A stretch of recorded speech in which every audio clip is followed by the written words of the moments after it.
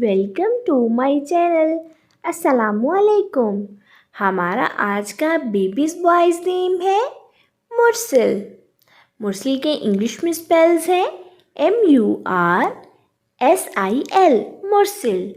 इस नेम का मज़हब है इस्लाम और इस नेम का जिन्स है लड़का। ये एक इस्लामिक नेम है और लड़कों के लिए रखा जाता है ये नाम। इस नेम के मायने है अरसाल किया गया, भेजा गया। मुरसिल। इस नेम के हरूफ की बात करें तो उर्दू में 4 हरूफ के साथ एक लफ्ज़ बनता है और इंग्लिश में इसके 6 letters 1 word.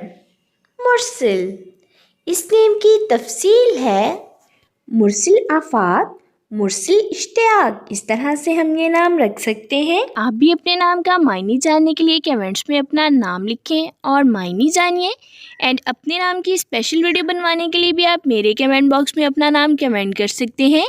And please subscribe my channel, like the video and comment your name for meaning.